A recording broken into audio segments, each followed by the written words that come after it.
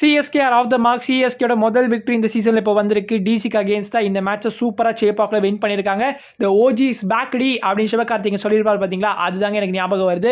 So சூப்பராக அந்த vintage CSK பார்த்த மாதிரி இருந்துச்சு. அந்த லாஸ்ட் அந்த டீப்பாக எடுத்துகிட்டு போயிட்டு மேட்சை வந்து ஒரு ப்ரெஷராக கொண்டு போயிட்டு ஜெயிச்சாங்க பார்த்தீங்களா, அதெல்லாம் பார்க்கறதுக்கு ரொம்ப நல்லா இருந்துச்சு. பிளேயர்ஸுமே வந்து கலெக்டிவாக ரொம்ப ஹாப்பியாக இருந்தாங்க. ஒவ்வொரு விக்கெட் வரப்பையும் வந்து அந்த எனர்ஜி பார்க்க முடிஞ்சது. இன்னைக்கு தாண்டா ஒரிஜினலாக சிஎஸ்கே எப்படி விளையாடுவாங்களோ அந்த மாதிரி விளையாடி இருக்காங்க. சேப்பாக்கில் தொடர் 6 தோல்விகளுக்கு அப்புறமா இப்போ சிஎஸ்கே சேப்பாக்கில் வின் பண்ணியிருக்காங்க. ஸோ இதுவே ஒரு ஸ்டார்ட் ஆஃப் ரிடம்ஷன் எனக்கு தோணுது. அண்ட் கண்டிப்பாக இது ஒரு all-round team effort. Batting, bowling, fielding எல்லா ஏரியாஸ்லையுமே சிஎஸ்கே செமையாக ஒர்க் ஆன் பண்ணி இம்ப்ரூவ் பண்ணியிருக்காங்க. அது கிளியராக இந்த மேட்ச் பார்க்குறப்போ எனக்கு ரொம்ப நல்லாவே தெரிஞ்சிச்சு. ஸோ பேட்டிங்கை பொறுத்த வரைக்கும் சிஎஸ்கேக்கு எக்கச்சக்கமான பாசிட்டிவ்ஸ் இருக்குது. அண்ட் பவுலிங் அஃப்கோர்ஸ் எல்லா பவுலர்ஸுமே வந்து இன்னைக்கு சூப்பராக பவுல் பண்ணியிருக்காங்க. ஸோ கண்டிப்பாக இந்த வீடியோவில் நிறைய விஷயங்களை பற்றி பேச போகிறோம். அதனால வீடியோக்கு இப்போவே லைக் கொடுத்துட்டு சேனலுக்கும் சப்ஸ்கிரைப் பண்ணிக்கோங்க. அப்படியே கீழே இருக்கிற இந்த ஐ பட்டனையும் பிரஸ் பண்ணி விட்டீங்கன்னா எனக்கு ரொம்ப மகிழ்ச்சியாக இருக்கும். சரி, இப்போ சந்தோஷமாக இந்த சிஎஸ்கே டிசி மேட்சோட பாசிட்டிவ்ஸ் அண்ட் நெகட்டிவ்ஸ் பற்றி பேசுவோமா? சிஎஸ்கே பிளேயிங் லெவலில் 2 மாற்றங்கள் பண்ணியிருந்தாங்க. பிரசாந்த் வீருக்கு பதிலாக டெவால் பிரஸ் அண்ட் மேட் ஹென்ரிக்கு பதிலாக குர்ஜப்னீத் சிங். குர்ஜப்னீத் சிங் ஒரு எக்ஸ்பீரியன்ஸ் பேசுகிற மாதிரி தெரிஞ்சார். இவ்வளோ நாட்களில் ஏன்டா அவரை விளையாட வைக்கல அப்படின்னு சொல்கிற அளவுக்கு அவரோட பர்ஃபார்மன்ஸ் இருந்துச்சு. ஸோ அக்ஷர் பட்டேல் கேப்டனோட விக்கெட் வந்து ரைட் டைமில் எடுத்திருப்பாரு. முதல் பால் அவரோட ஃபர்ஸ்ட் டெலிவரியிலே வந்து விக்கெட் எடுத்தார். ஸோ சூப்பரான ஸ்பெல் அவர்கிட்ட இருந்து. அஃப்கோர்ஸ் பவுலிங்லாம் பற்றி நிறைய பேச வேண்டியது இருக்குது. நம்ம லேட்டர் அந்த வீடியோவில் அதை பற்றி பேசுவோம். சிஎஸ்கே ஃபர்ஸ்ட் பேட்டிங்கில் கண்டிப்பாக ஒரு பேட்டர் ஷாட்டோட தான் போனாங்க. அதாவது மேத்யூ ஷாட்டோட போனாங்கன்னு நான் சொல்ல வரல. ஒன் பேட்டர் ஷாட்டை நான் ஃபீல் பண்ணேன். கண்டிப்பாக ஒரு பேட்டரோட போயிருக்கலாம். கார்த்திக் சர்மாவோ இல்லை பிரசாந்த் வீரையோ கொண்டு வந்திருக்கலாம். பட் சிஎஸ்கே வந்து குர்ஜப்னீத் சிங்கை வந்து ஸ்டார்டிங்லேயே வந்து அனௌன்ஸ் பண்ணிட்டாங்க 11லேயே.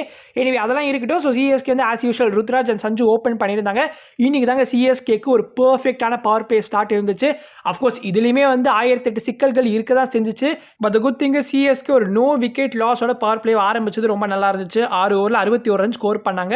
ஸோ சூப்பரான ஸ்டார்ட் என்ன பொறுத்த வரைக்கும். ருத்ராஜ் மட்டும் அதர் எண்ட்லேருந்து வந்து ஸ்கோர் பண்ணியிருந்தாருன்னா கண்டிப்பாக ஒரு 6 ஓவர் 80 ரன் நம்ம ரீச் பண்ணியிருக்கலாம். Running between the wickets and strike rotation between Ruthu and Sanju பார்க்கறதுக்கு ரொம்ப நல்லா இருந்துச்சு. பெருசாக டாட் பால்ஸே பவர் பிளேல ப்ளே பண்ணல. இந்த மாதிரி தான் நம்மளுக்கு தேவைங்க. இந்த மாதிரி ஒரு இன்டென்ட் தான் தேவை. பட் சிஎஸ்கே வந்து ரொம்ப இம்ப்ரெசிவான ஒரு விஷயம் என்னன்னா, பெருசாக சிக்ஸஸே ஸ்கோர் பண்ணல. ஆக்சுவலி ஒரு 11th ஓவர் வரைக்குமே நம்ம எந்த ஒரு சிக்ஸுமே ஸ்கோர் பண்ணல. வெறும் பவுண்டரிஸ்லேயே டீல் பண்ணாங்க. சஞ்சு எஸ்பெஷலி கேப்ஸ்லாம் அழகாக ஃபைண்ட் பண்ணாரு. எனக்கு ருத்ராஜை பற்றி தான் அதிகமாக பேசணும்னு தோணுச்சு. பிகாஸ் இந்த பிபிகேஸ் மேட்ச்ல வந்து ஆயுஷ் மாத்திரி கூட சேர்ந்து ஒரு பார்ட்னர்ஷிப்ல இருந்திருப்பாரு பார்த்தீங்களா, எக்ஸாக்டா அதே ஒரு டெம்ப்ளேட் தான் இங்கேயுமே ஃபாலோ பண்ண மாதிரி இருந்துச்சு. பவர் பிளேல வந்துட்டு நீங்கள் விக்கெட்டை ஹோல்ட் பண்ணுறதுக்கான ரீசனே கிடையாது. நீங்கள் வந்து அடிச்சு தான் ஆடணும் பவர் பிளேவை. ஏன்னா மற்ற டீம்ஸ்லாம் நீங்கள் பார்த்துட்டு தான் இருக்கீங்க. அவங்களாம் இன்னைக்கு கூட எஸ்ஆர்எக்ஸ் மேட்ச்ல வந்து 6 ஓவரில் 105 ரன் இருந்தாங்க. அதுக்கப்புறம் எப்படி வந்து அவங்க 220க்கு வந்து இதுவானாங்கன்னு தெரியல. பட் கண்டிப்பாக 6 ஓவர் 105ங்கிறதெல்லாம் வந்து மேசிவான ஸ்கோர் இல்லையா? ஸோ அதெல்லாம் சிஎஸ்கே வந்து வாழ்நாள் அச்சீவே பண்ண முடியாது போல. ஏன்னா இந்த மாதிரி ப்ளே பண்ணாங்கன்னா கண்டிப்பாக பவர் பிளேல வந்து 80 ரன் நம்ம தாண்ட மாட்டோம். எனக்கு ருத்ராஜோட அப்ரோச் இன் பேட்டிங் தான் சுத்தமாக புரியல. நீங்கள் பவர் பிளேல ப்ளே பண்ணுறப்போ கண்டிப்பாக நீங்களுமே பவுண்டரிஸ்க்கு ட்ரை பண்ணணும் இல்லையா? ஜஸ்ட் ஸ்ட்ரைக் ரொட்டேஷன் பண்ணி சிங்கிள்ஸ் ஓடுறதுல யூஸே கிடையாது. ஆனால் ருத்ராஜ் சுத்தமாக வந்து பவுண்டரிஸ்க்கு ட்ரை பண்ண மாதிரி தெரியல. ஆனால் கரெக்டாக பவர் பிளே முடிஞ்சு அடுத்த பால் ஒரு ஸ்பின்னருக்கு எதிராக வந்து அக்ஷர் பட்டேல் மாதிரி ஒரு ஸ்பின்னர் கிட்ட வந்து டேக் ஆன் பண்ணுறாரு. கேட்சை கொடுத்துட்டு போனார். 15 of 18 literally in power play ரொம்ப ரொம்ப கொடுமை. நாங்கள் ஒன்று 20 பால் 40லாம் எதிர்பார்க்கல. அட்லீஸ்ட் வந்து நீங்கள் சஞ்சுக்கு ஒரு ஈக்குவலான ஒரு சப்போர்ட் கொடுத்துருந்தீங்கனாலே கண்டிப்பாக பவர் பிளேயில் நம்ம ஈஸியாகவே 80 to 90 ரன் ஸ்கோர் பண்ணியிருக்கலாம். இவன் தான் ருத்ராஜ் வித் பேட் சரியாக பர்ஃபார்ம் பண்ணலாலும் கேப்டன்சியை பொறுத்த வரைக்கும் ருத்ராஜ் இன்னைக்கு ரொம்ப நல்லா பண்ணியிருக்காரு. Compare to previous matches Overton and 100 மாதிரி பவுலர்ஸ் யூஸ் பண்ண விதம் இருக்கு இல்லையா, அது இன்னைக்கு ரொம்ப நல்லா இருந்துச்சு. பிகாஸ் எந்த ஓவரில் அவங்களை கொண்டு வரணுமோ கரெக்டாக கொண்டு வந்தார். விக்கெட்ஸும் எடுத்தாங்க. தொடர்ந்து 3 சிங்கிள் டிஜிட் ஸ்கோர்ஸ்க்கு அப்புறமா இன்னைக்கு மேட்ச்ல சஞ்சு சாம்சன் ஒரு டெரிஃபிக் செஞ்சுரி ஸ்கோர் பண்ணியிருக்காரு. Take about Sanju Samson from the start till the end. நீங்க இருந்திருக்கீங்க, உசரை கொடுத்து ப்ளே பண்ணியிருக்கீங்க. நான் எக்ஸாஜரேட்லாம் பண்ணல. ரொம்ப டயர்ட் அண்ட் எக்ஸாஸ்டடாக வந்து லாஸ்ட் ஃபியூ ஹவர்ஸ் பேட்டிங் பண்ணிட்டு இருந்தாரு. ஸ்டில் வந்து சில பால்ஸ்லாம் வந்து மீட் ஆச்சு. அவர் செஞ்சுரி கம்ப்ளீட் பண்ணுறப்பே வந்து ரொம்ப டயர்டாக தான் இருந்தார். பட் சிஎஸ்கேக்கு இன்னைக்கு சூப்பரான ஒரு பவர் பிளே ஸ்டார்ட் வந்ததுக்கான ரீசனாக இன்னைக்கு சஞ்சு சாம்சன் இருந்தார். அவரோட ஸ்ட்ரைக் ரேட்டுமே இன்னைக்கு ரொம்ப நல்லா இருந்துச்சு. 205 ஸ்ட்ரைக் ரேட்டில் பேட் பண்ணியிருந்தாரு. அண்ட் சஞ்சு சாம்சன் இன்னைக்கு 100 கம்ப்ளீட் பண்ண சல்யூட் செலிப்ரேஷன் பண்ணியிருப்பாரு இல்லையா, அந்த சல்யூட் வேற யாருக்கும் கிடையாது, நம்ம ஹெட் கோச் ஸ்டீஃபன் ஃபிளமிங்காக தான் பண்ணேன்னு வந்து இப்போ போஸ்ட் மேட்ச்ல சொல்லியிருக்காரு. அண்ட் சஞ்சுக்கு ரொம்ப நாளாவே இந்த 100ங்கிறது வர வேண்டியதாக தான் இருந்துச்சு. எப்போ தான் வரப்போகுதுன்னு வெயிட் பண்ணிட்டே இருந்து. பிகாஸ் T20 வேர்ல்ட் கப்ல நிறைய 85+ ஸ்கோர்ஸ் பார்த்துருந்தோம். எதுவுமே அவரால் 100 கம்ப்ளீட் பண்ண முடியல. பட் இந்த மேட்ச்ல வந்து கரெக்டாக 100 மாற்றிருக்காரு. 115 ரன்ஸ் ஆஃப் 56 பால் ஸ்கோர் பண்ணியிருக்காரு. அண்ட் எனக்கு பயமா இருந்தது என்னன்னா, பவர் பிளேல எப்படியே சிஎஸ்கே மேனேஜ் பண்ணி 60 ரன் ஸ்கோர் பண்ணிட்டாங்க. பட் இனிமே எப்படி இன்னிங்ஸை ப்ராக்ரஸ் பண்ண போறாங்க, இன்னிங்ஸை பில்ட் பண்ண போறாங்கன்னு பார்க்கறதுல நான் ரொம்ப ஈகராக இருந்தேன்.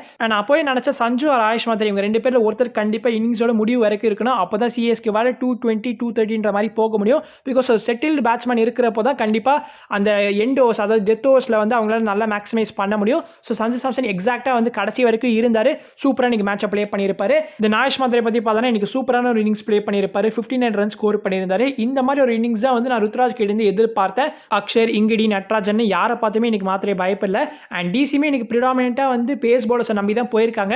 அக்ஷர் பட்டேல் அண்ட் குல்தீப் யாதவ் அந்த ஒன்லி ஸ்பின்னர்ஸ். எல்லா பவுலர்ஸுமே ரன்ஸுக்கு போனாங்க. யாருமே பெருசாக அந்த கிளிக் ஆகலன்னு தான் சொல்லுவேன். டிசி டெத் ஓவர்ஸில் ஸ்லைட்டாக ஒரு புல் பேக் பண்ணுற மாதிரி இருந்துச்சு. பிகாஸ் சிஎஸ்கே 15 ஓவர்ஸில் 160 for 1 இருந்தாங்க. ஓகேங்களா, அப்போ விக்கெட்ஸ் இன் ஹேண்ட் வேறு இருக்குது. உங்களுக்கு வந்து இன் ஆர்டரில் பிரேவ்ஸ், டூபே அண்ட் ஓவர்டன் மாதிரி பிளேயர்ஸ்லாம் இருக்காங்க. ஸோ கண்டிப்பாக வந்து உங்களால் வந்து ஃப்ரீ ஃப்ளோவில் வந்து அக்ரெசிவாக ப்ளே பண்ண முடியாது. அதுக்கப்புறமா பட் சிஎஸ்கே வந்து கொஞ்சம் ஸ்ட்ரகிள் பண்ணாங்க. பிகாஸ் முகேஷ் குமாரோட 16th ஓவரில் வெறும் 8 ரன் வந்துச்சு. அதுக்கப்புறம் இங்கிடி போல் பண்ண 17th ஓவரில் வெறும் 5 ரன் வந்துச்சு. ஸோ 2 குவைட்டான ஓவர்ஸ் வெறும் 13 ரன் தான் வந்திருக்கு. CSK can't afford to have these type of overs. உங்ககிட்ட விக்கெட்ஸ் இன் ஹேண்ட் இருக்கிறப்போ கண்டிப்பாக நீங்கள் அக்ரெசிவாக போகலாம், பிரச்சனையே கிடையாது. டிசியோட பவுலர்ஸுமே ரொம்ப கிளினிக்கலாக இருந்தாங்க. பெருசாக ரூமே கொடுக்காம அதிகமாக யாக்கர்ஸ் பவுல் பண்ணாங்க. ரொம்ப அந்த 2-3 ஓவர்லாம் ரொம்ப நல்லா இருந்துச்சு. ஆயுஷ் மாத்திரை வந்து கொஞ்சம் டயர்டாக இருந்த மாதிரி இருந்துச்சு. அதை கரெக்டாக ரியலைஸ் பண்ண சிஎஸ்கே மாத்திரை ரிட்டையர்ட் அவுட் பண்ணிட்டு அவருக்கு பதிலாக சிவம் டூபே உள்ள கொண்டு வந்தாங்க. எனக்கு டூபே கொண்டு வந்ததுக்கான சரியான ரீசனே புரியலங்க. டூபே அந்த மாதிரி ஒரு சிச்சுவேஷனில் உங்களுக்கு தேவையே கிடையாது. ஆக்சுவலாக டூபே ரொம்ப ஏர்லியாகவே வந்திருக்கணும். பிகாஸ் மாத்திரை வந்த சமயத்தில் டூபே வந்திருந்தாருன்னா கண்டிப்பாக ஸ்பின்னர்ஸ் அவர் ஹேண்டில் பண்ணியிருப்பாரு. அது அக்ஷர் பட்டேல் அண்ட் குல்தீப் யாதவ் சொல்கிறேன். ஸோ டூபே கண்டிப்பாக அந்த ஓவர்ஸை மேக்ஸிமைஸ் பண்ணியிருப்பாரு. ஆனால் டூபே அந்த டைமில் சென்ட் பண்ணாமல் அந்த லாஸ்ட் ஃபியூ ஓவர்ஸில் அமைச்சது பெரிய தப்பு. ஏன்னா அந்த ஓவரில் தான் வந்து ஃபாஸ்ட் பவுலர்ஸ் பவுல் பண்ணிட்டு இருந்தாங்க. கண்டிப்பாக டூபே வந்து கஷ்டப்படுவார்னு அவங்களுக்கு தெரியும். ஏன் டூபே சென்ட் பண்ணாங்கன்னு தெரியல. அவரே வந்து இனிஷியலாக கொஞ்சம் ஸ்ட்ரகிள் பண்ணார். பட் எஸ் ஃபைனல் ஓவர்ஸில் வந்து மேனேஜ் பண்ணி 10 ball 20 முடிச்சாரு. எஸ் நம்ம சிஎஸ்கே வந்து ஃபைனலாக 212 ரன்ஸில் முடிச்சாங்க. எனக்கு ஒரு மாதிரி மிக்ஸ்டு ரியாக்ஷனாக தான் இருந்துச்சு. 212ன்றப்போ ஒரு 10 to 15 ரன் ஷார்ட்னு தான் ஃபீல் பண்ணேன்.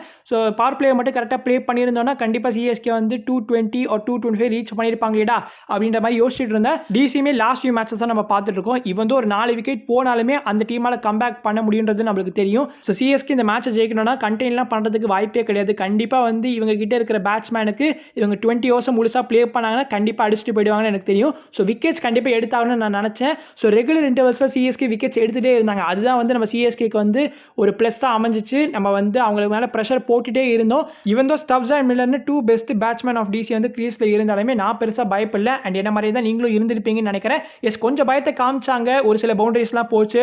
நம்ம நூர் அஹமதை வந்து மில்லர் டேக் ஆன் பண்ணாரு. அதெல்லாம் பார்க்குறப்போ கொஞ்சம் பயமாக தான் இருந்துச்சு. பட் சிஎஸ்கே ரொம்ப சூப்பராக பவர் பிளேலே வந்து போத் ஓப்பனர்ஸை ரிமூவ் பண்ணிட்டாங்க. பவர் பிளே 4 ஓவர்ஸ் அந்த ஸ்டார்ட் ரொம்ப நல்லா இருந்துச்சு. ஒரு 57 சம்திங் இருந்தாங்க.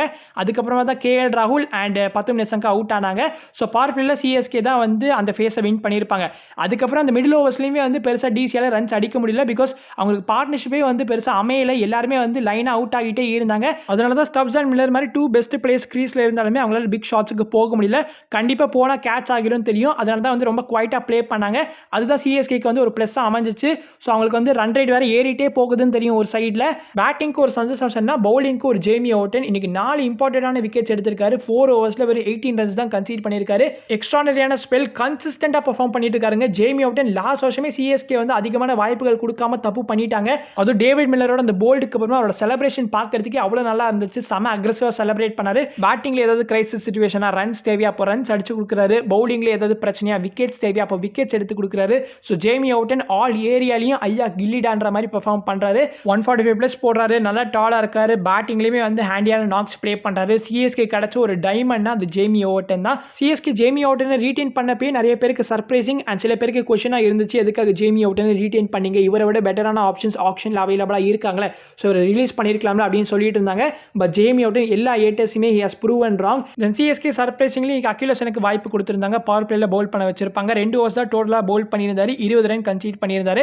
ஃபர்ஸ்ட் ஓவர்லேயே 2 நோ பால் பவுல் பண்ணியிருந்தாரு. பட் ஸ்டில் அந்த ஓவரில் வந்து வெறும் 8 ரன் தான் கொடுத்திருப்பாரு. செகண்ட் ஓவரில் தான் ஒரு 16 ரன் போனதுனால ருத்ராஜ் பயந்து அவருக்கு ஓவர்ஸ் எதுவுமே கொடுக்கல. அந்த அதர் ஹேண்ட் நூர் அஹமத் சூப்பராக பவுல் பண்ணியிருந்தாரு. இன்னைக்கோட ஃபர்ஸ்ட் விக்கெட் ஆஃப் த சீசனுமே எடுத்திருக்காரு. எப்பவுமே right of the power play 7th ஓவர்லேயே நூர் அஹமதை இன் ஆக்ஷன் கொண்டு வந்துருவாங்க. பட் இன்னைக்கு வந்து 9th ஓவரில் தான் அவரோட முதல் ஓவரை பவுல் பண்ணியிருப்பாரு.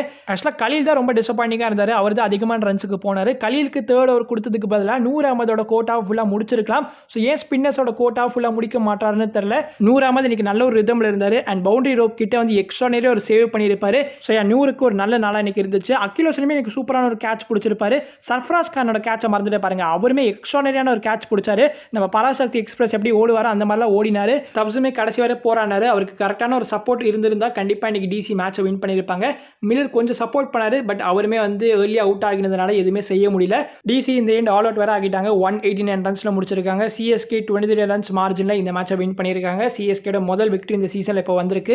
லெட்ஸ் சி அப்கமிங் மேட்சஸில் இதே பர்ஃபார்மன்ஸை கண்டினியூ பண்ணுறாங்களான்னு. நீங்கள் சிஎஸ்கேட இன்னைக்கு பர்ஃபார்மன்ஸை பற்றி என்ன நினைக்கிறீங்களோ அதை மறக்காம கமெண்ட்ஸில் ஷேர் பண்ணுங்க. தென் ருத்து சஞ்சு அப்ரிஷியேட் பண்ணி போஸ்ட் மேட்ச்சில் பேசியிருக்காரு. ஸோ சஞ்சு அப்போசிஷனை டேக் ஆன் பண்ணி ஒரு சூப்பரான நாக் ப்ளே பண்ணியிருக்காரு. Really proud of the bowling எஃபர்ட்னுமே சொல்லியிருக்காரு. எங்களோட பவுலிங் அட்டாக்ல எக்ஸ் ஃபேக்டர்னு யாருமே கிடையாது. நாங்கள் லென்ஸை வந்து கரெக்டாக யூஸ் பண்ண ட்ரை பண்ணோம். 1 or 2 ஹவர்ஸ் தான் லாஸ்ட் வீக் கேம்ஸில் காஸ்ட் அஸ்னு சொல்லியிருக்காரு. ஸோ கண்டிப்பாக சிஎஸ்கேயோட இந்த பர்ஃபார்மன்ஸை பார்த்ததுக்கு அப்புறமா கண்டிப்பாக அதெல்லாம் ரெக்டிஃபை பண்ணியிருக்காங்க தான் எனக்கு தோணுது. அண்ட் சிஎஸ்கேயோட ஃபேன் சப்போர்ட் என்றைக்குமே குறையாது. They are behind as always அப்படின்னு சொல்லியிருக்காரு. சிஎஸ்கே கண்டிப்பாக கான்ஃபிடன்ஸ் இப்போ கெயின் பண்ணியிருப்பாங்க. நெக்ஸ்ட் மேட்ச் வந்து April 14 தமிழ் புத்தாண்டு அன்னைக்கு நடக்க போகிறது. கேகேஆருக்கு அகேன்ஸ்டாக சேப்பாக்கில் ப்ளே பண்ணுறாங்க. ஸோ கண்டிப்பாக அந்த மேட்சுமே சிஎஸ்கே வின் பண்ணுறதுக்கான வாய்ப்புகள் இருக்குது. கேகேஆருமே வந்து ரொம்ப பூரான ஒரு ரனில் இருக்காங்க. ஸோ சிஎஸ்கே அதை கேபிட்டலைஸ் பண்ணி எப்படி ப்ளே பண்ணுறாங்கன்றதை பார்ப்போம். சரி, ஓகே, இது இந்த வீடியோ முடிச்சுக்கலாம். இந்த வீடியோ பிடிச்சிருந்தா மறக்காம வீடியோக்கு ஒரு லைக் கொடுத்துருங்க. சேனலுக்கு சப்ஸ்கிரைப் பண்ணிக்கோங்க. நான் உங்களை அடுத்த வீடியோவில் சந்திக்கிறேன். அது வரைக்கும் பீஸ், ஷியர்ஸ், பாய்.